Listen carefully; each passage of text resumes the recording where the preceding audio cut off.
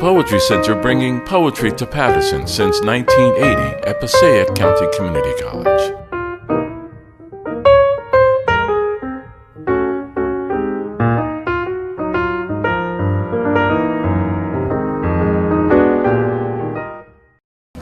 Hi everyone, glad to see you all here today at the Distinguished Poets Series at Passaic County Community College, the Poetry Center of Passaic County Community College. Today our featured reader is Marilyn Chin, and I do want to say that our readings are made possible by grants from the New Jersey State Council on the Arts, Department of State, as well as by individual donations by people who have become members of the Poetry Center and who also contribute to the Poetry Center. So without those two things, we really couldn't run these readings or host these readings and for people. In any case, Marilyn Chin is the author of The Phoenix Gone, The Terrace Empty, and Dwarf Bamboo. Her books have become Asian American classics and are taught in classrooms nationally. She has won numerous awards for poetry, including 2 NEA fellowships, the Stenger Fellowship, the Penn Josephine Miles Award, 4 Pushcart Prizes, and the Bay Area Book Reviewers Award. Chin's work is included in a variety of anthologies, including the Norton Introduction to Poetry, that great anthology Unsettling America, The Open Boat, and the Best American Poetry of 1996. She edited Dissident Song, a contemporary Asian American anthology, and translated the selected poems of Haiku. Ching? Oh, is that how you say Ching? Oh, is that the Q is CH? Yeah. Interesting. All right, sorry. Chin was featured in Bill Moyer's PBS series, The Language of Life, and Marilyn teaches at the MFA program at San Diego University, where she is currently directing the creative writing program. Her most recent book just came out. Unfortunately, we do not have copies, but you can get copies from Amazon.com or from your local bookstore, and Rhapsody in Plain Yellow, with a wonderful cover, poems by Marilyn Chin. And I'd like to say about Marilyn's work that it is guided by a fierce intelligence and a great heart. Let's welcome Marilyn Chin. Good luck. Okay, I want to steal your book. We had a great lunch. We had a great Jamaican luncheon. Yeah. Well, great. Thank you for coming. It's kind of a cold afternoon. I like to begin with, I always begin with a self-introduction of sorts. And it's called How I Got That Name, an Essay on Assimilation. I am Marilyn Chin. Oh, how I love the resoluteness of that first person singular, followed by that stalwart indicative of be, without the uncertain ing of becoming.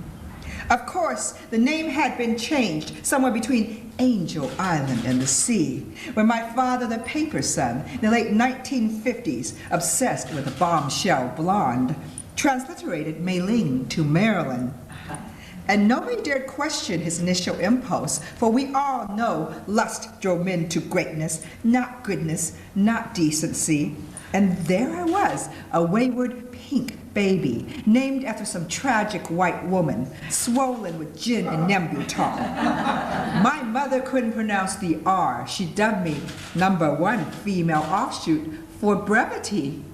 Henceforth, she will live and die in sublime ignorance, flanked by loving children and a kitchen deity, while my father, Dithers, a tomcat in Hong Kong, trash, a gambler, a petty thug who bought a chain of chop suey joints in Piss River, Oregon, would bootleg Gucci cash. Nobody dared question his integrity, given his nice, devout daughters and his bright, industrious sons, as if filial piety were the standard by which all earthly men were measured. Oh, how trustworthy our daughters, how thrifty our sons, how we managed to fool the experts in education, statistics, and demography. We're not very creative, but not adverse to rote learning. Indeed, they can use us. But the model minority is a tease. We know you are watching now, but we refuse to give you any. Oh, bamboo shoots, bamboo shoots. The further east we go, we'll hit west. Oh, it should be the other way around. The further west we go, we'll hit east. The deeper down we dig, we'll find China. History has turned its stomach on a black, polluted beach where life doesn't hinge on that red wheelbarrow. But whether or not a new lover in that final episode of Santa Barbara will lean over a scented candle and call us a bitch. Oh God, where have we gone wrong? We have no inner resources. Then one redolent spring morning, the great patriarch Chin peered down from his kiosk in heaven and saw that his descendants were ugly. One had a squarish head and a nose without a bridge. Another's profile long and knobbed as a gourd. A third, the sad, brutish one, may never, never marry. And I, his least favorite, not quite boiled, not quite cooked, a plump pomfret simmering in my juices. Too listless to fight for my people's destiny. To kill without resistance is not slaughter, says the proverb. So I wait for imminent death. The fact that this death is also metaphorical is testament to my lethargy. So here lies Marilyn Chin, married once, twice to so-and-so, a Lee and a Wong, granddaughter of Jack the patriarch, and a brooding Su Lin Fong, daughter of the virtuous Yue Quin Wong and Gigi Chin the infamous, sister of a dozen, cousin of a million, survived by everybody and forgotten by all. She was neither black nor white, neither cherished nor vanquished, just another squatter in own Bamboo Grove, minding her poetry, when one day heaven was unmerciful and a chasm opened where she stood, like the jaws of a mighty white whale or the maw of a metaphysical Godzilla. It swallowed her whole. She did not flinch, nor writhe, nor fret about the afterlife, but stayed solid as wood, happily, although gnawed, tattered, mesmerized by all that was lavished upon her and all that was taken away.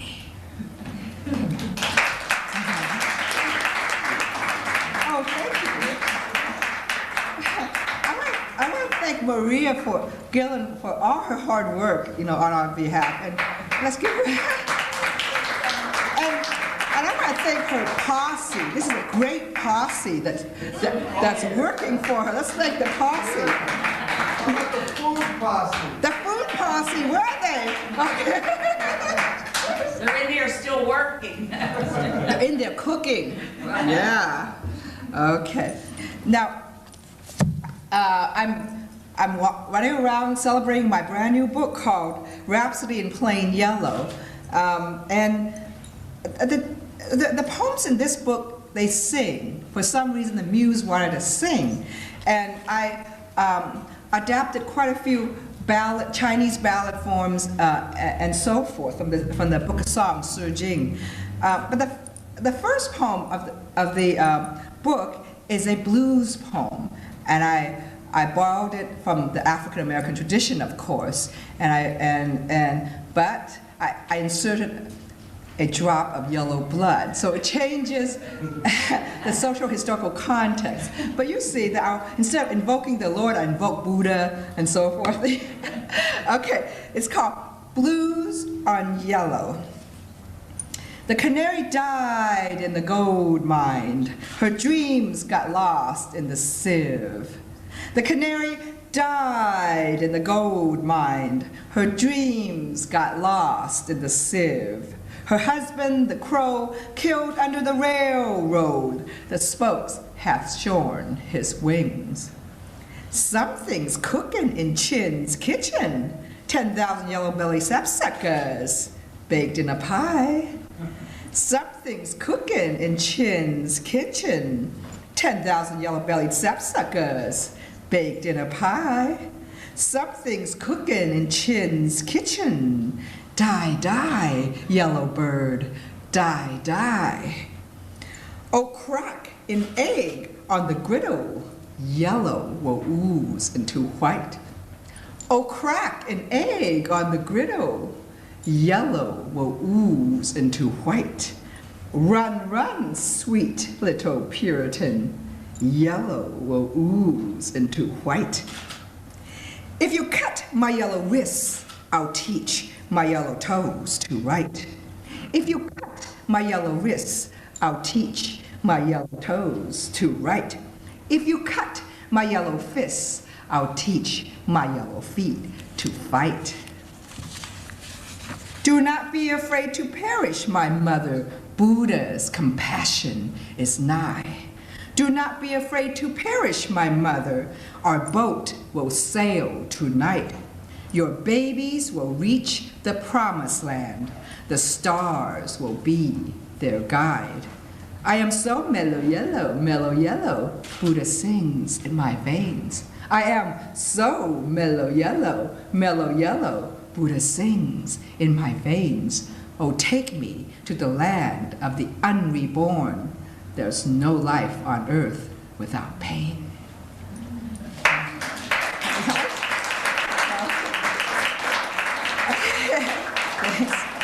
Well, for the geeky poets out there, I was using the 12-bar traditional line with a three-line structure with rhyme and the repetitive last line.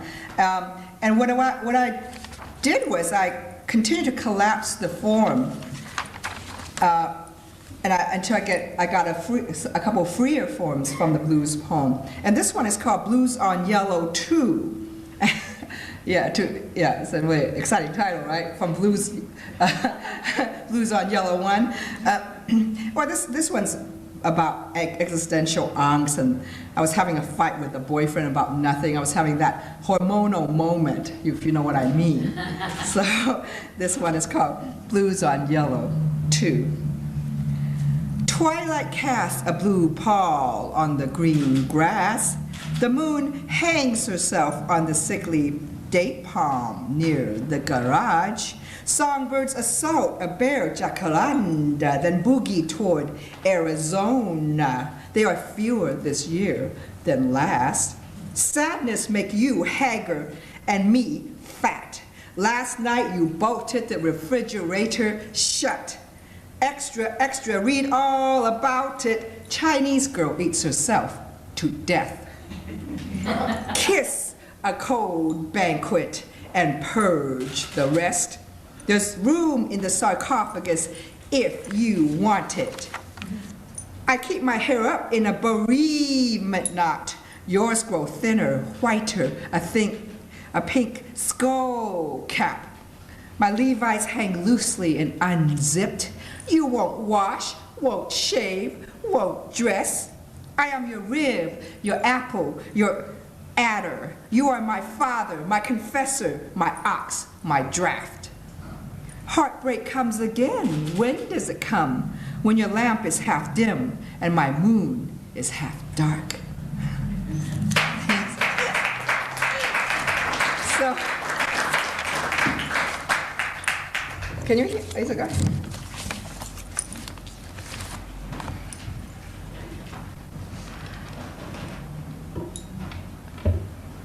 So of course, I took away the full rhyme and the last repetitive line, and I used off rhymes and so forth. I changed the sound a little bit, but still has roots in the blues poem tradition. So I want to move. In this book I was playing with Chinese forms as well. I was working on the Chinese quatrain, and these are called Chinese quatrains, The Woman in Tomb 44, and I kept compressing the images until the quatrains just shone with with those images and not much else, not much narrative, let's say, and let the image do its work. We talked about that in class a little bit today. Chinese quatrains, The Woman in Tomb 44. The airplane is shaped like a bird or a giant mechanical penis. My father escorts my mother from girlhood to unhappiness. A dragonfly has iridescent wings. Shorn is a lowly pismire, plucked of arms and legs, a throbbing red pepper pod. Baby, she's a girl, pinkly propped as a doll. Baby, she's a pearl, an ulcer in the oyster of God. Cry, little baby clam, cry. The steam has opened your eyes, your secret darkly hidden. The razor is sharpening the knife. Abandoned taro leaf boat, its lonely black sail broken. The corpses are fat and bejeweled. The hull is thoroughly rotten. The worm has entered the ear and out the nose of my father, cleaned the pelvis of my mother, and ringed around her finger bone. One child beats a bedpan, one beats a fishhook out of wire, one beats his half-sister on the head. Oh, teach us to fish and love. Don't say her boudoir is too narrow. She could sleep but in one cold bed. Don't say you own many horses. We escaped on her skinny mare's back. Man is good, said Mengzi. We must cultivate their natures. Man is evil, said Sunzi. There's a worm in the human heart. He gleaned a beaded purse from Hong Kong. He procured an oval fan from Taiwan. She married him for a green card. He abandoned her for a blonde. My grandmother is calling her goslings. My mother is summoning her hens. The sun has vanished into the ocean. The moon has drowned in the fen. Disk of jade for her eyelids, a lozenge of pearl for her throat, lapis and kudzu in her nostrils. They will rob her again and again.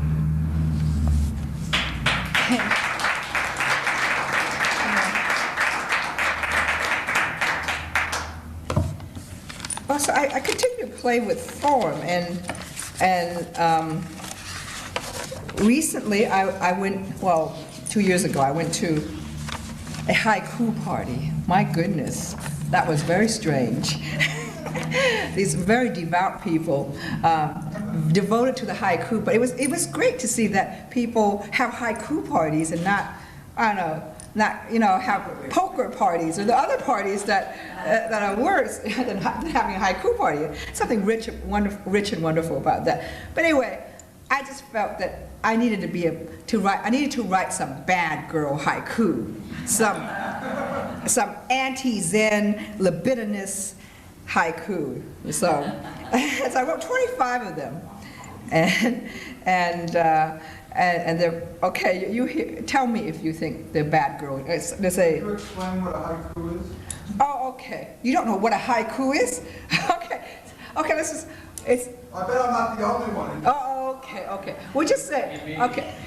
They're attached to nature and attached to Zen Buddhism. It's a we can go for a long time about what a haiku is, but formally there are 17 syllables each.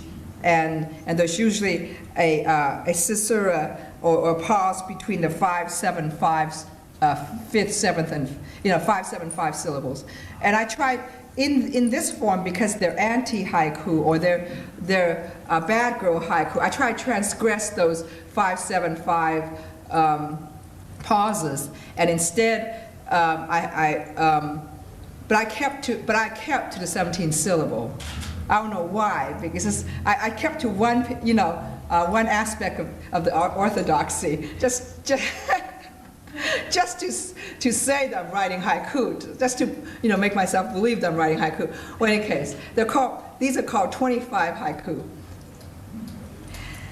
100 red fire ants scouring the white peony. Fallen plum blossoms return to the branch. You sleep, then harden again. Cuttlefish in my palm stiffens with rigor mortis. Boy toys can't love. Neighbor's barn, grass mat, crickets, blue boy, trowel handle, dress soaked in mud. Iron-headed mace, double-studded halberd, slices through emptiness. Oh, fierce Oguz, tie me to 2 wild elephants, tear me in half. Oh, my swarthy herder, 2 hump Quatrains, drive me the long distance. Forceps, tongs, bushy, whip, flanks, scabbard, stirrup, goads, distaff, wither, owl. Black-eyed Susan's, Queen Anne's lace, bounty of cyclamen, moan paths erupt. Gaze at the charred hills, the woe-begone kiosks, we are all God's hussies. I have not fondled the emperor's lapdog, whose name is Black Muzzle. Urge your horses into this mist-swilled Galilee, oh sweet Bedlamite. Her Majesty's randing up the jeweled stairs to find the pleasure dome. Ancient pond, the frog jumps in and in and in, the deep slap of water. The frog jumps into the ancient pond, she says, no, I am not ready. Barracuda cooked his dead wife's vagina and fed it to his new wife. I plucked out 3 white pubic hairs and they turned into flying monkeys. Let's do it on the antimacassar, on the antimacassar. Little Red drew her teeny pistol from her basket and said, eat me. Sing, sing, little yellow blight, rage, rage against the dying of the light. Chimera, Madame Pol Pot grafting a date tree onto a date tree. His unworthy appendage, his mutinous henchman, graze my pink cheeks. He on top changes to the bottom, goddess welcomes her devotee. Fish, fish, fowl, fowl, mock me, Mrs. Green Bean Curd, I am both duck and essence. Don't touch him, bitch, we're engaged, and besides, he's wearing my nipple ring.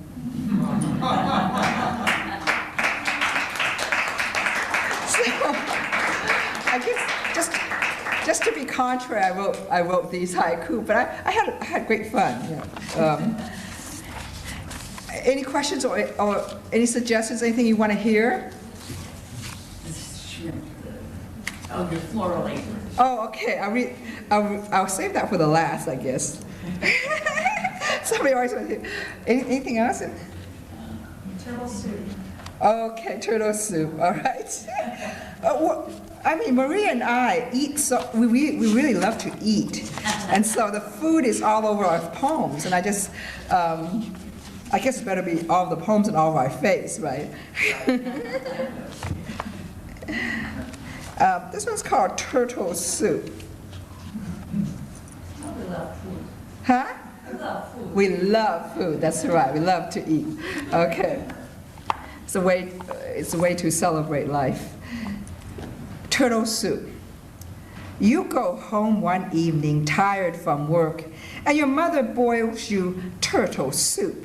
12 hours hunched over the hearth. Who knows what else is in that cauldron? You say, Ma, you've poached the symbol of long life.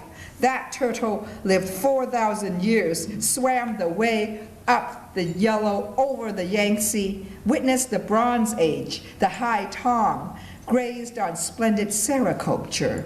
So she boils the life out of him.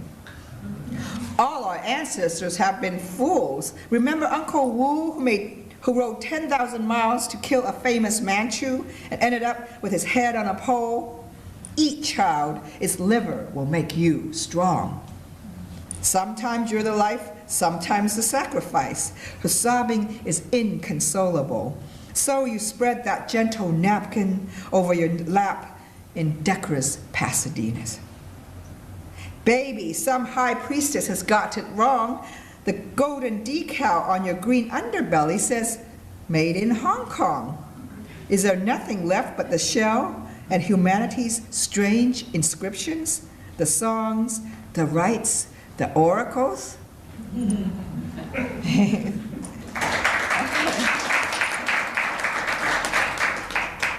And this, okay, I'm really thinking formally for some reason lately. So we'll carry on with the ideas of form. This poem's called Song of the Sad Guitar, and I call this a haibun. That is derived from a Japanese prose poem form that is punctuated by fits of verse. So think about it, and if you have a chance, look up Basho's Journey to the North, and that book will tell you what a beautiful haibun looks like. This is called Song of the Sad Guitar. In the bitter year of 1988, I was banished to San Diego, California, to become a wife there. It was summer. I was buying groceries under the yin and yang sign of Safeway. In the parking lot, the puppies were howling to a familiar tune on a guitar plucked with the zest and angst of the 60s. I asked the player her name. She answered, "Stone Orchid, but if you call me that, I'll kill you." I said, "Yes, perhaps stone is too harsh for one with a voice so pure." She said, "It's the orchid I detest. It's prissy, cliché, and forever pink." For my shopping bag, I handed her a Qingdao and urged her to play on. She sang about hitchhiking around the country, moons and lakes, homeward honking geese, scholars who failed the examination, men leaving for war, women climbing the watchtower. There were courts, more courts, and innermost courts, and scions who pillaged the country. Suddenly, I began to feel deeply about my own banishment, the singer I could have been, what the world looked like in spring, that Motown collection I lost. Trickle, trickle, the falling rain. Ming, ming, a deer lost in the forest. Saru, saru, a secret conversation. Home, home, a dog in the yard. Then she changed her mood to a slower lament, trilled a song macabre about death, about a guitar case that opened like a coffin, each string vibrant, each note a thought. Tell me, orchid, where are we going? The book of changes does not signify change. The laws are immutable. Our fates are sealed. Said orchid, the song is a dirge and an awakening. 2 years after our meeting, I became deranged. I couldn't cook, couldn't clean. My house turned into a pigsty. My children became delinquents. My husband began a long, lusty affair with another woman. The house burned during a feverish Santana as I sat in a pink cranny above the garage singing, "At 20, I marry you. At 30, I begin hating everything that you do." One day while I was driving down Mulberry Lane, a voice came over the radio. It was Stone Orchid. She said, "This is a song for an old friend of mine. Her name is Mei Ling. She's a warm and sensitive housewife now living in Hells Creek, California. I've dedicated this special song for her, the Song of the Sad Guitar." I am now beginning to understand the song within the song, the weeping within the willow, and you out there, walking, talking, seemingly alive, may truly be dead and waiting to be summoned by the sound of the sad guitar.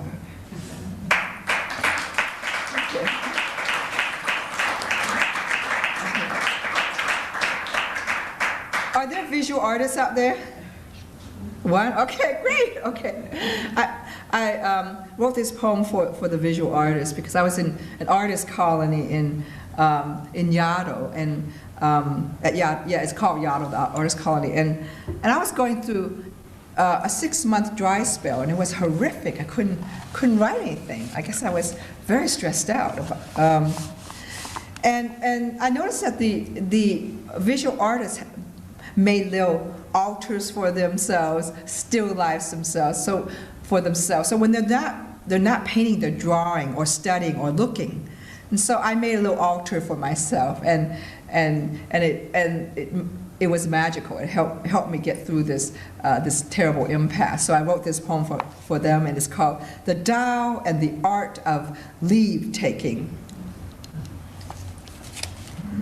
Peach is prosaic, The object has everyday applications. 6 globes of fruit, some left on the sill too long, black on white, peduncles attached, profound ontological statements. Not, no, not nada, but not. Some may call it nothingness. Some prefer pear apple, for all fruits lead to God.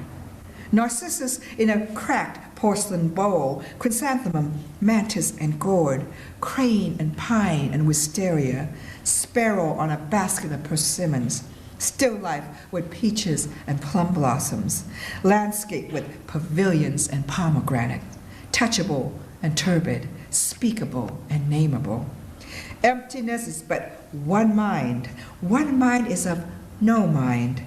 Observe the technique, ponder in it. Become a wooden doll with no ego. It thinks nothing, it does nothing. Let legs splay and arms flail. Discipline is the ultimate freedom. Take off her head, open, see, hollow. Practice the fine delineations, the subtle nuances, distinctions, clear-cut as a hair. Though you died, you have to let me go. Though I died, I must let you go. Though she died, still we must go. Though he died, she must go. What is above the form is the Tao. What is within the form is called tools. That which transforms things is called change.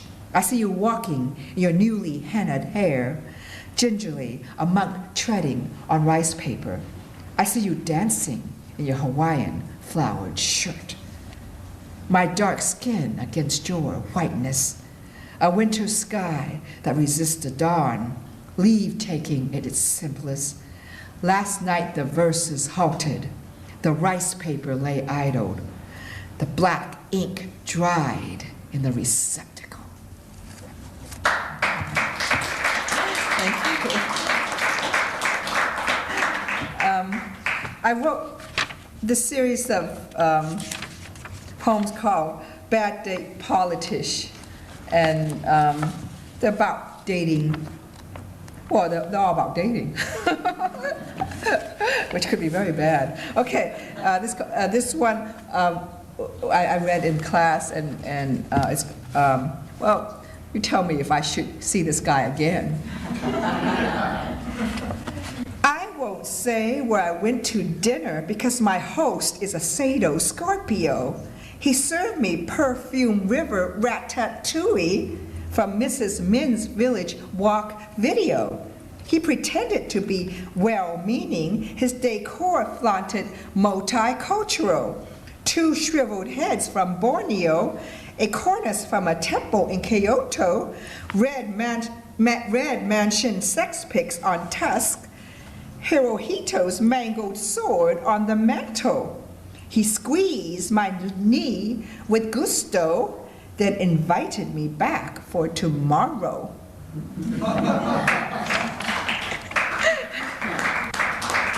Okay, thanks. So there's a series. I wanted to sing in this book, as I said, so I wanted to have these little rhymes that are a cross between an English ballad and a limerick and a Chinese ballad from the Book of Songs. So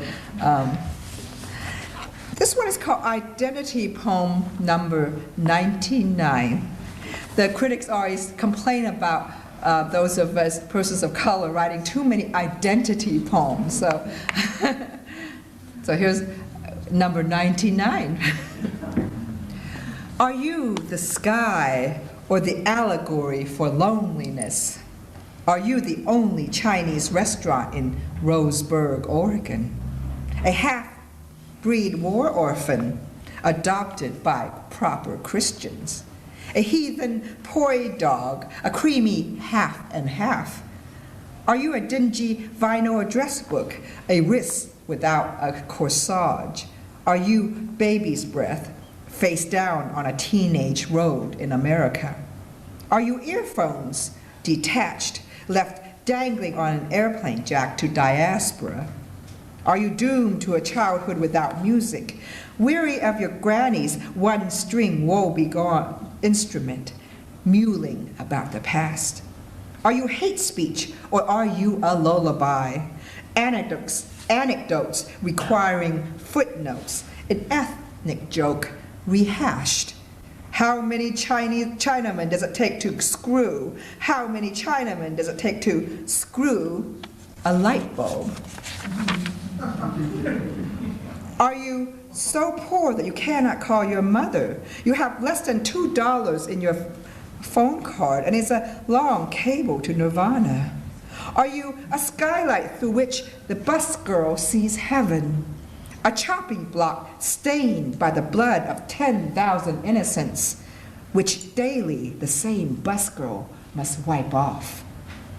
Does existence preempt essence? I being what my ancestors were not. Suddenly, you're a vegan vegetarian. Restaurant is a faticity, and getting the hell out is transcendence. Was the punchline incandescent? Was a nosebleed your last tender memory of her? Did he say, no dogs and China women? Are you a rose or a tattoo of fire? Yeah.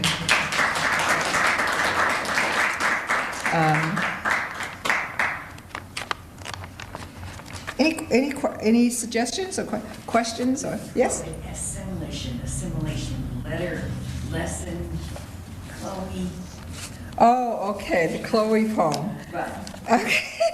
Sorry, I can't remember titles. The Chloe poem. Okay, this is a poem for my friend Chloe Nguyen, who killed herself, and she was one of those little girls who had everything, and she killed herself for love. Isn't that ridiculous? On page 37. It's called Elegy for Chloe Nguyen. Chloe's father is a professor of linguistics. Mine runs a quick you-do-it laundromat in Chinatown. If not pretty, at least I'm clean. Bipedal in 5 months, trilingual in a year. At 11, she had her first lover. Here's a photo of Chloe's mother in the kitchen making petit fours. Petit fours are very pretty. Here's my mother picking pears for a self-made millionaire grower. The night when Chloe died, her father sighed. Chloe was my heart. Chloe was my life. One day under an earthing black sky and the breeze brushing adolescent pinafores, a star fell, or was it a satellite, exploding into a bonfire at the horizon. Chloe said, "This is how I want to die, with a bang and not with a flicker." Oh, Chloe, eternally sophomore and soporific, friend of remote Moribund languages. Chloe read Serbo-Croatian, the Latin of Horace. She understood Egyptian hieroglyphics, the writing of the tombs, the tongues of the living, the slangs of the dead. In learning, she had no rival. Then came the lovers of many languages to quell her hunger, her despair. Each night they whispered, "Chloe, you are beautiful." They left her with an empty sky in the morning. Chloe, can you hear me? Is it better in heaven? Are you happier in hell? This week I don't understand the lesson, being a slow learner, except for the one about survival and death. I know him well. He followed my grandfather as a puff of opium, my father as a brand new car, rowed the boat with my grandmother, blowing gales into my mother's ear, wrapped his arms around my asthmatic sister. But his comforting never won us over. Yes, death is a beautiful man, and the poor don't need dowries to court him. His grassy hand, his caliph, you thought you could master. Chloe, we are finally Americans now. Chloe, we are here. Okay, thank you. Okay, let's go back to Rhapsody in Plain Yellow. I want to read this love poem, and it's called Tonight While the Stars Are Shimmering. And I call this a New World duet, going back to the idea of song, and a duet meaning there's one phrase that belongs to the lover, one phrase that belongs to you, and it's really mimetic of a lovely argument we were having. And I have the Southern California landscape here. I thought it would be appropriate for this wintry day. Tonight while the stars are shimmering. A burst of red hibiscus on the hill. A dahlia blue silence chills the path. Compassion falters on Highway 8. Between La Jolla and Julian, you are sad. Across the Del Mar shores, I ponder my dead mother. Between heaven and earth, a pesky brown gull. The sky is green where it meets the ocean. You're the master of subterfuge, my love. A plume of foul orange from the duster plane. I wonder what poison he is releasing, you say. A steep wall of wildflowers, perhaps verbena, purple so bright, they mock the robes of God. In feudal China, you would have drowned at birth. In India, charred for a better dowry. How was I saved on that boat of freedom to be anointed here on the prayer mat of your love? High humidity, humiliation on the terrain. Oh, you can't describe the ocean to the well frog. I call you racist, you call me racist. Now we're entering forbidden territory. I call you sexist, you call me a fool, and compare the canyons to breasts anyway. I pull your hair, you bite my nape. We make mad love till bird song morning. You tear off your shirt, you cry to the moon. In the avocado grove, you find peaches. You curse on the precipice, I weep near the sea. The Tribune says, nobody will marry you, you're already 40. My mother followed a cockerel, my granny a dog. The palms arrange my destiny. Look, there's Orion. Look, the dog star. Sorry, your majesty, your poetry has lost its duende. Look, baby, baby, stop the car. A mouse and a kitty hawk. They're dancing. Yellow mauve marguerites close their faces at dusk.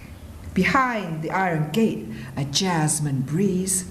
In life we share a pink quilt, in death a blue vault. Shall we cease this redress, this wasteful ransom? Your coffee is bitter, your spaghetti is sad. Is there no ending this colloquy? Miss Look East, what have we accomplished this century? I take your olive branch deep within me. A white man's guilt, a white man's love, tonight while the stars are shimmering.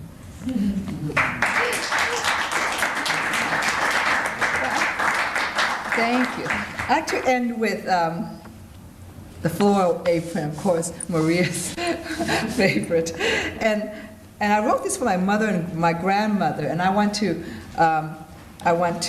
read this for all the strong women out there. The woman wore a floral apron around her neck. That woman from my mother's village with a sharp cleaver in her hand. She said, what shall we cook tonight? Perhaps these 6 tiny squid lined up so perfectly on the block. She wiped her hand on the apron, pierced the blade into the first. There was no resistance, no blood, only cartilage, soft as a child's nose. A last iota of ink made us wince. Suddenly, the aroma of ginger and scallion fogged our senses, and we absolved her for that moment's barbarism. Then she, an elder of the tribe, without formal headdress, without elegance, deigned to teach the younger about the Asian plight. And although we have traveled far, we must never forget that primal lesson on patience, courage, forbearance, on how to love squid despite squid. how to honor the village, the tribe, that floral apron. Thank you.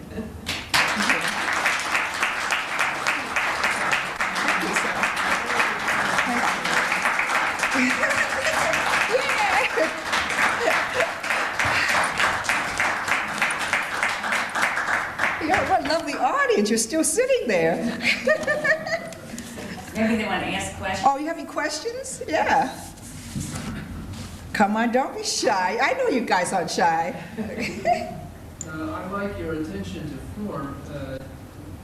Do you prefer one over another, and do you push it in your workshop? I didn't get to this morning's workshop. Oh, yeah, this workshop, it was a wonderful workshop. We were talking about food poems. And as you notice, I had a lot of food, and I love to eat, so I have a lot of food in my poems. But basically, that was a way to get to the extended metaphor, to concentrate on an image for a long time, which would deflect your writing, your muse from the master narrative. So you always get to what you want to talk about anyway, about how your father behaved while you were younger, and so how you miss your mother and so forth. I mean, your important themes, the muse's important themes will always be there. But that's what we were working on this morning. But yes, for especially this new book, The Rhapsody in Plain Yellow, and if you have a chance, do get it from Amazon. You can have, right now there's a 30% off on the hardback, so it's really a good deal right now. But I used various forms, and I was crossbreeding Eastern form with Western form. So when I was working on those Chinese quatrains, for instance, I was also looking at English and Scottish ballads, as well as American railroad ballads and so forth, and of course the blues ballads. So that although the poems sing, but they sing from this multicultural experience. I saw it's very important for me that I sing from a global point of view, from a historical point of view as well. So, and also I was thinking about the Shi Jing, the book of songs. They're folk songs supposedly collected by Confucius. There are questions about that, but they're folk songs about the lives of every day of the people, of the people. And so, so I thought, so the basis of these poems are these quatrains, these ballads. But then I also have a series of sonnets in which I for one, can't write a perfect sonnet, because I always think, when I write a sonnet, I always think that it should be, in Elizabethan diction, or I should compete with Keats or something like that. But what I did was, I took these sonnets, I took my cuticle scissors, I cut them all up, I cut the words all up, and I shook them up and then paste them back together, and then I carved them shattered sonnets, and they work.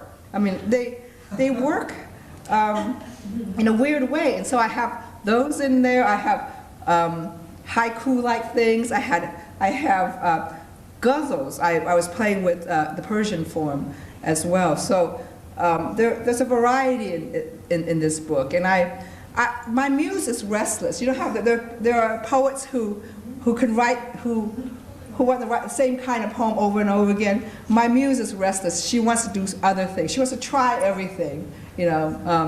She's always exploring, and I think that's very important.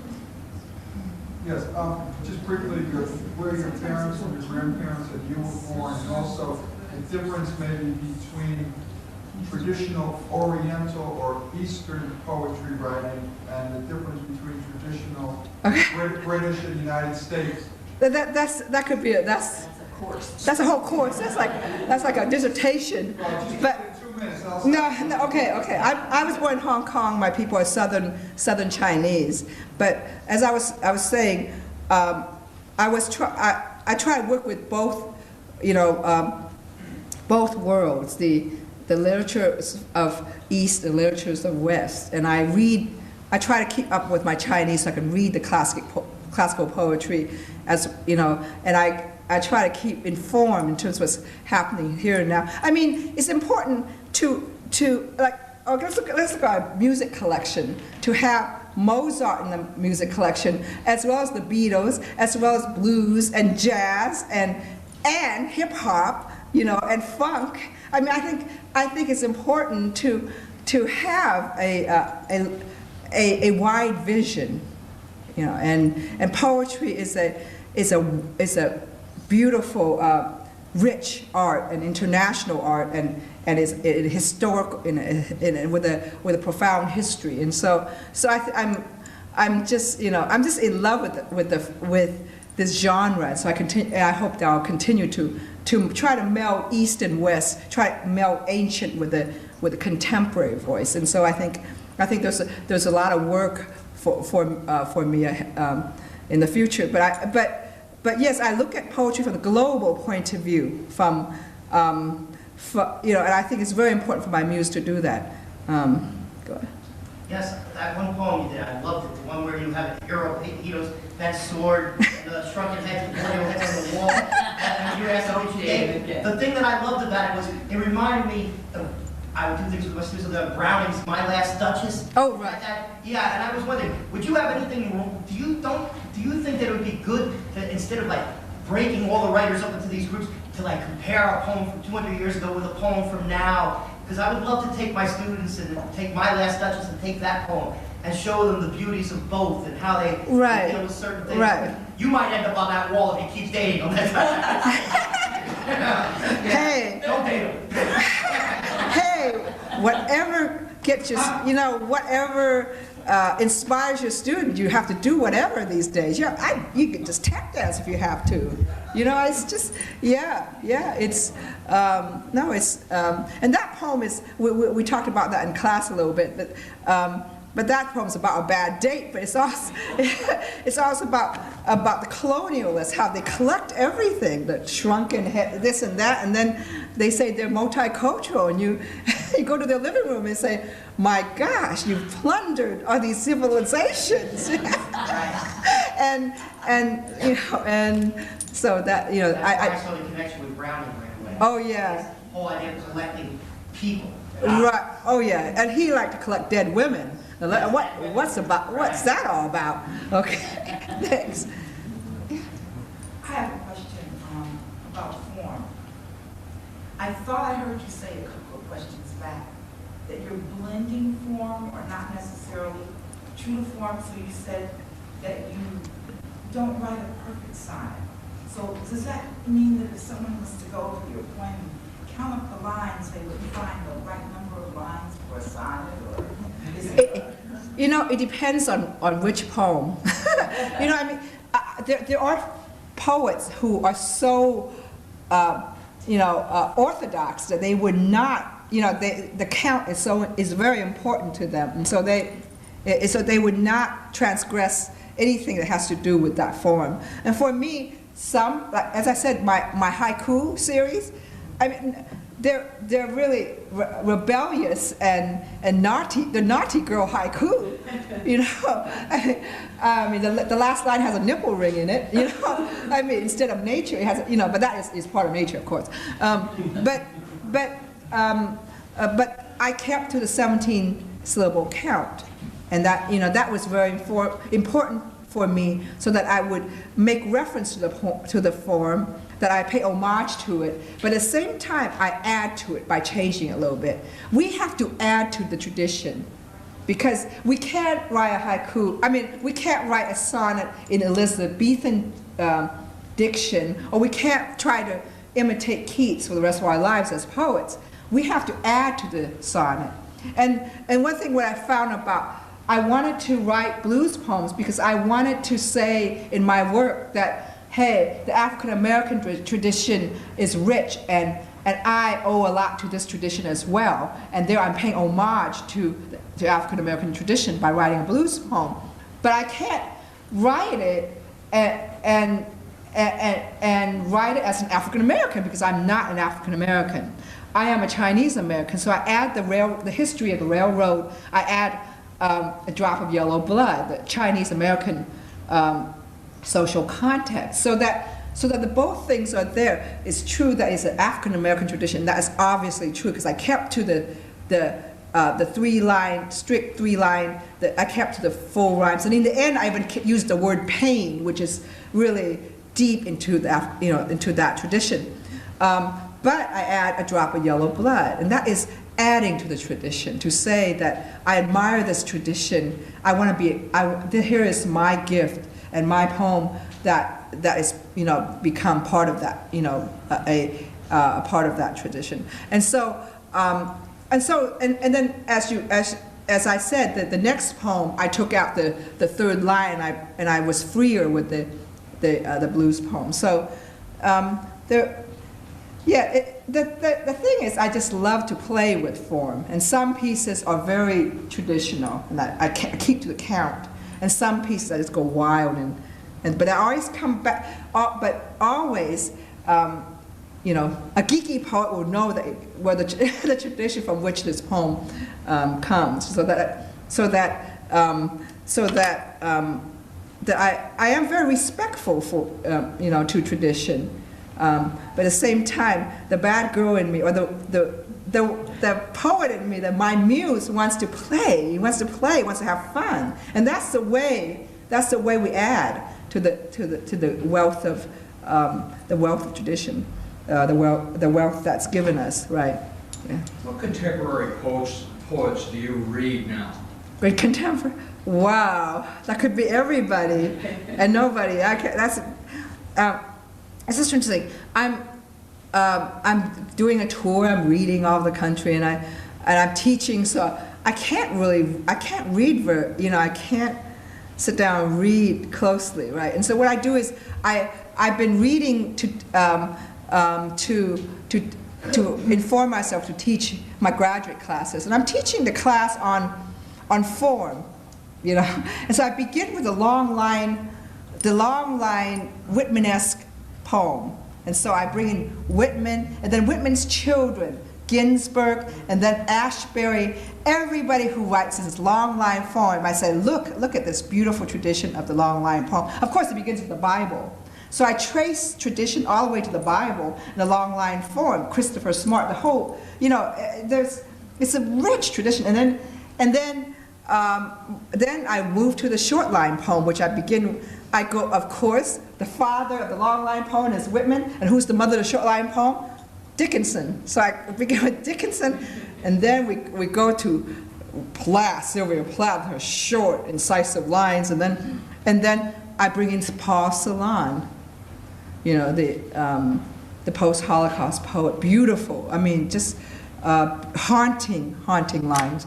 And he wrote these short, spare, dark lines, and Creeley. I taught Creeley, and so I set up, I set up these problems for myself and for my students, so that they will be informed, and so they will have a lot stored back here to choose from when they write their poems. The idea is to feed the muse, so you have this hard disk filled with information, and so this is what I've been reading lately, all over across cultures, but I do set up problems for myself. So whenever I read, and for my students, so perhaps right now I'm reading a variety of people that conform to those two types of poems, the long line, the short line. But I read I like all kinds of people.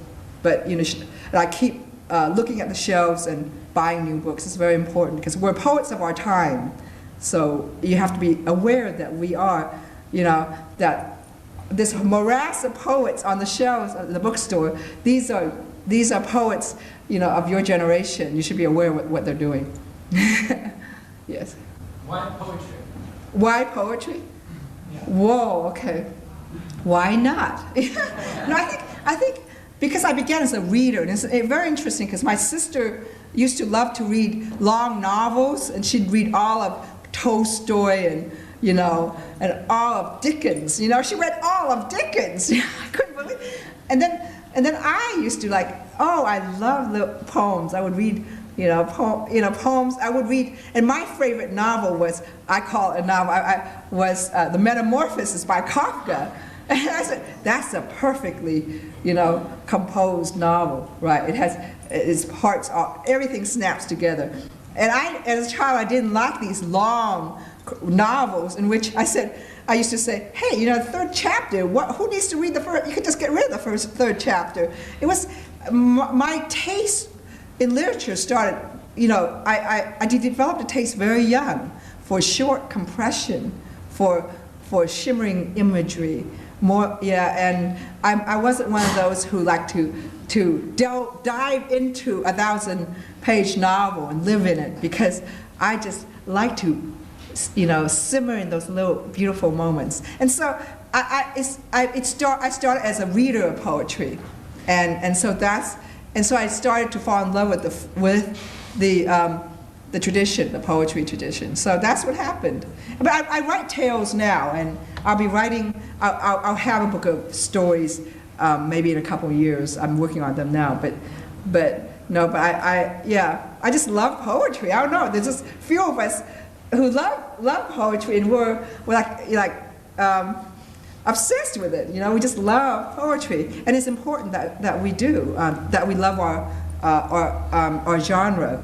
A lot of poets will cross-dress and become novelists because they want to make a lot of money. I'm not one of those. I just love poetry, and I write those stories. I cross-dress once when I write stories, just to keep the muse flexible and versatile. But yeah, I think if you talk to other poets, they're real poetry geeks. Oh, they would have nothing else. It's like having butter all your life, and you don't want to change to margarine. No, you just have to have that butter. Well, anyway.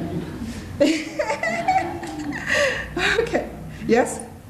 When you write your words, and when you perform your words, you have a lot of body language happening. Oh yeah, is that right? Is that right? I should have tied my hands. No, it's cool. But I guess when you're reading it for our sake, I guess you're unconscious as to what you're doing with the hair. Oh really? Oh, okay. Maybe because I'm the camera person, I'm like, oh, trying to stay in frame of it. Okay. No, but that's just a quick observation. Oh, okay. Really, with your body also expressing what you're trying to say, what you're saying to us. Right. I think it's when I first started to read in my 20s, I used to get very nervous. I used to throw up before readings. I was kind of a shy child. Some of you know how that is, that stage fright.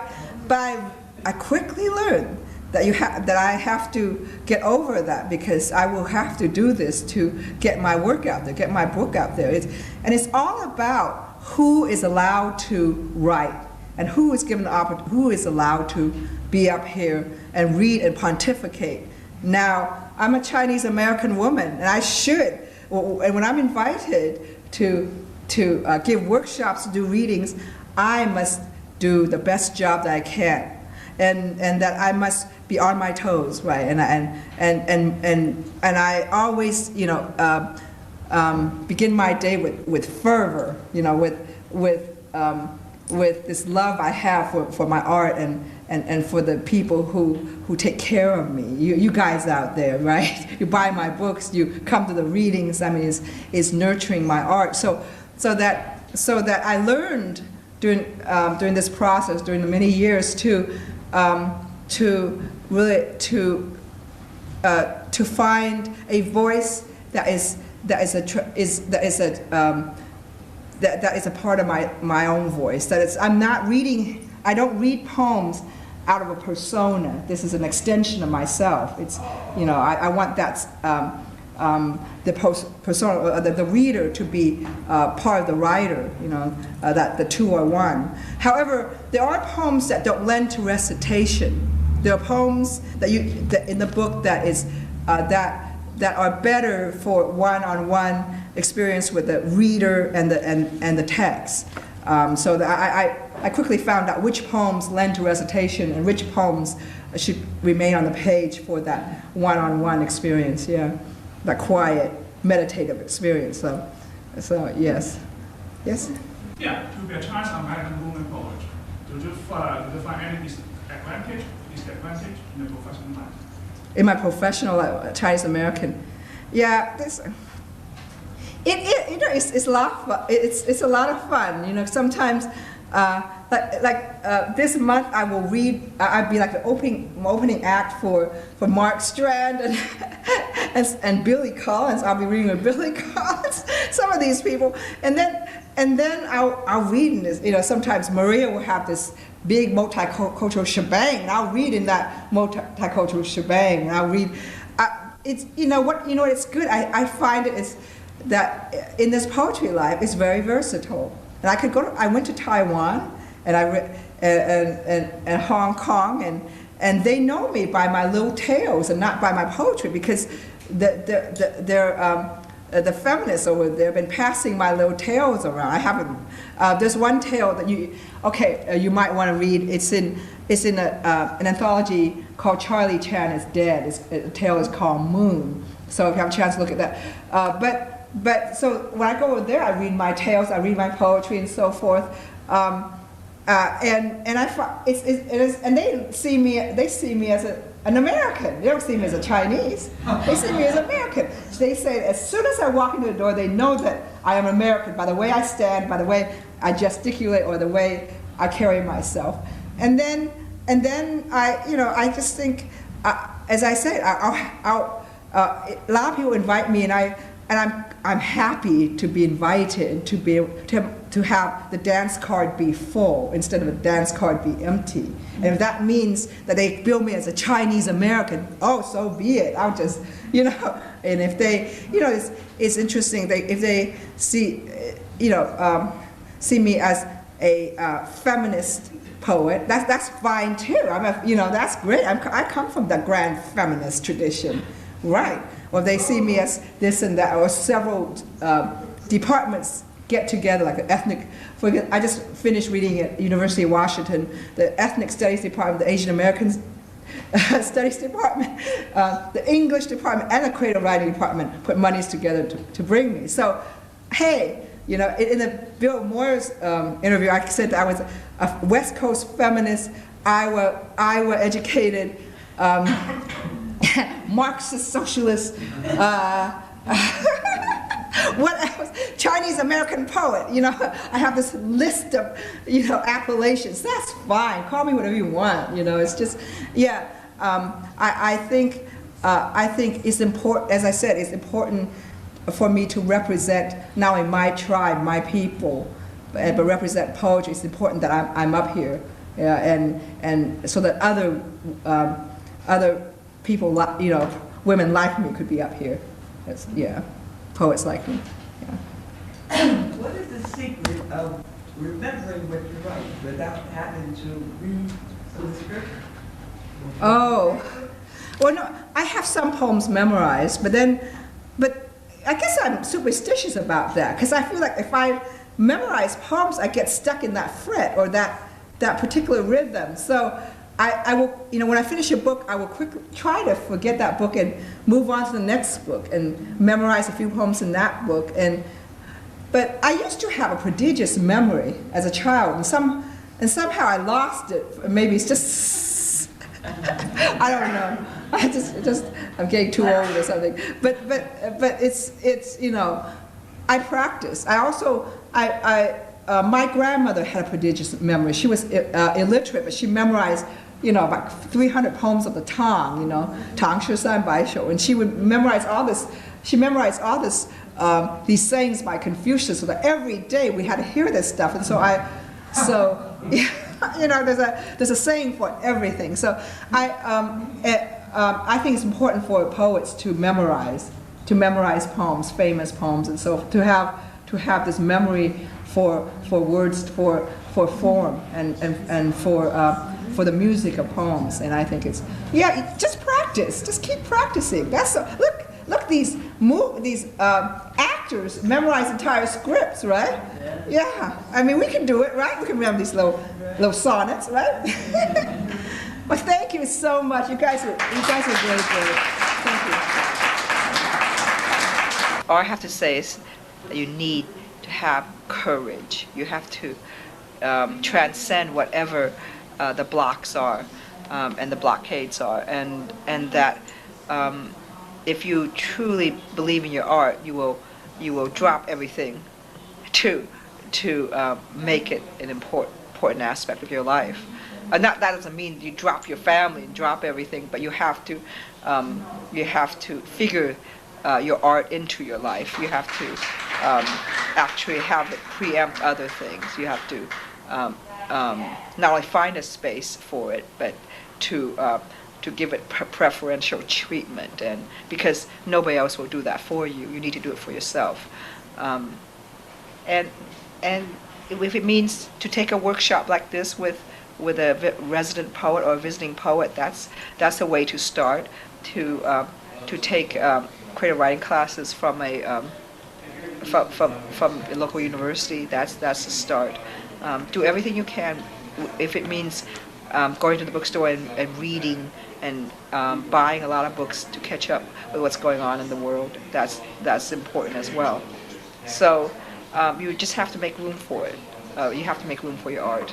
It is necessary. It's not a luxury. It is a necessity. You have to see that for yourself. You have to say that to yourself. Is there an age limit on that, or could one at 60 say, look, I've been wanting to do this for so long, all the kids are gone, everybody's gone, I've got a couple of bucks saved in the bank, I want to write. Well, then is do that too it. late?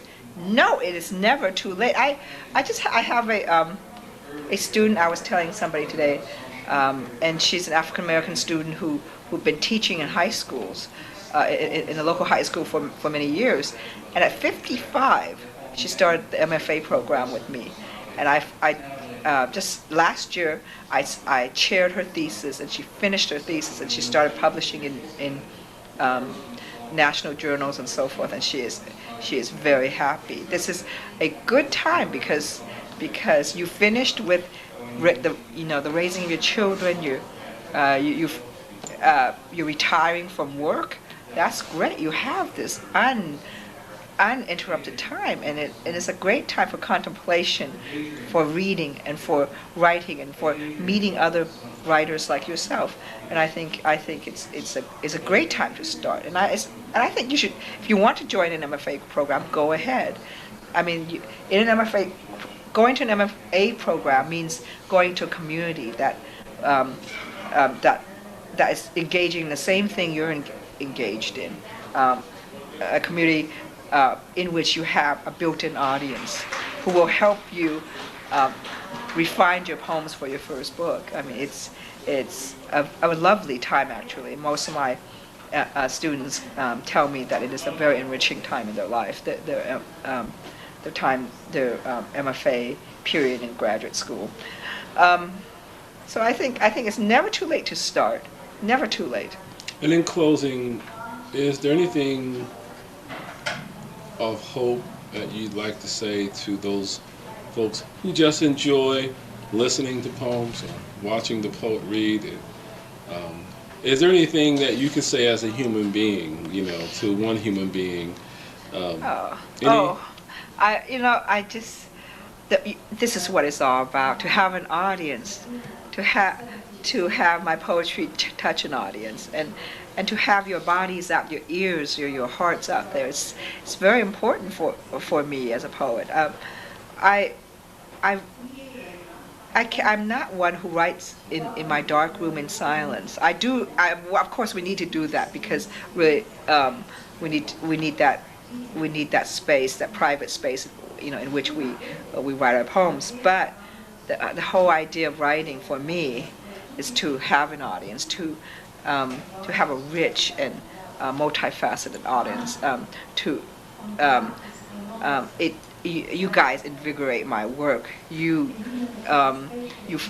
fill my work with joy. How can I exist without an audience? So please go to poetry readings. I mean, please exult in this thing called poetry. Write poetry, perform it. Do what you can, because this is poetry is a necessity. It's not just a luxury.